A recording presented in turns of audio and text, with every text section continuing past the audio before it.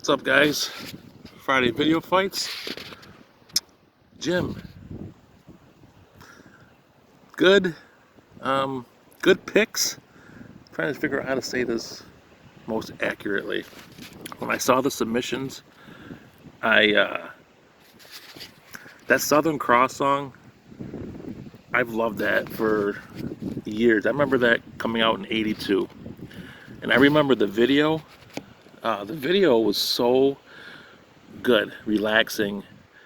I remember them being out. It was a sailboat or some kind of big water vessel being out on the ocean and seeing those guys singing that song. And I remember that video and that song making me feel so relaxed. And I also remember it was 1982, because I'm probably kind of deep here. And I remember it was like this the beginning of school, like September of '82. I think we just had gotten cable or MTV. Anyways, that video was playing all the time. I remember loving the song. I remember getting ready for school right after Labor Day and seeing that water and the people on the boat, and it made me long for camp immediately. Camp was 2 months removed, and I mean, I don't know about you guys, but Mills Cottages to me was great back in the day. I just remember thinking, man, I wish I was back at camp, that song on the radio, and here I am getting ready for fucking seventh grade. And it just, that's what that video and that song always reminded me of. So I thought it was going to be the video, and it was the song, and it was live. And so let's go to the other song, the Grand Funk Railroad American Band. That song, I've never listened to it in its entirety. It sounds so clunky, and I'm not a big fan of the lyrics now. So you throw that great Southern Cross song into a live performance, which was good. Don't get me wrong, and the song's still amazing, but it just didn't hold up for me. It just didn't do great. But watching the Grand Funk Railroad song with that video, so I'm picking Grand Funk Railroad. It's like it's like they say in sports. That's why you play the games. That was like Villanova Georgetown to me. '85. Everyone thought Villanova was just going to get romped, and they won. Or Brigitte Nielsen from Cobra in 1985, and then you get Brigitte Nielsen, the one who was fucking Flavor Flav in 2006. That's that's kind of like what I compare it to. Out of nowhere, Grand Funk Railroad wins, and they win handily. Uh, it just that video was so good, and it took away like see sometimes the video to me, like you're looking at the video, you're not listening to the song that much. I listened, and that was a good thing here, because the song still is not great to me, but with all that going on in the video with the song, it made it so much better. And I know Jason and maybe all three of you say things sometimes like in the '70s there were no fat people, and I mean people were fucking outside all the time. Those guys were just fucking living life. I felt like I could smell the outside when they were like on those long paths riding their whatever the fuck they're riding, and they're just having a great time.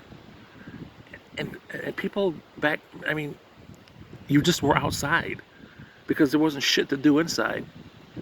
And now everything is inside, and there's 300 fucking channels, and there's the internet, and there's your Xbox and your PlayStations, and I'm a big culprit of that. So when I'm inside watching my 300 channels, I'm fucking eating something, and I'm a disgusting mess. But back then, like, it wasn't even a thought to stay inside unless it was fucking raining out. And even then, you weren't fucking just feeding your face. You're fucking playing hide and seek, or I don't know. But that video was so what's the word I'm looking for? I don't know. It just opened my eyes to a lot of shit. Not that I knew that like, all that shit didn't happen before, being fat and shit, but I felt like I was there almost. It was so good. That room kind of reminded me of the Smiths house in the upstairs. I think I was in the Smiths upstairs once in my life. guys ever remember like going to the Smith's house, Pat and Garner's? And how many times were we upstairs? Like, I feel like I was up there once. But anyways, it looked like that was the kind of setting. Like, it reminded me kind of like if Jeff was up there jamming away. So, I mean, this video right here was one of the, God, I can't, my vocabulary is not good right now. But it really came out of nowhere. It was a pleasant surprise. I'm picking it easy. Now listen, if I'm listening to the radio and those songs come on, I'm going to listen to Southern Cross all day, every day. And as far as the Grand Funk Railroad, I'd probably still turn it, but I would definitely watch that video again. So Jim, very good. I thought you were going to forget us this week, so you had a good comeback there. So Grand Funk Railroad's my pick. What's going on? Mother's Day weekend.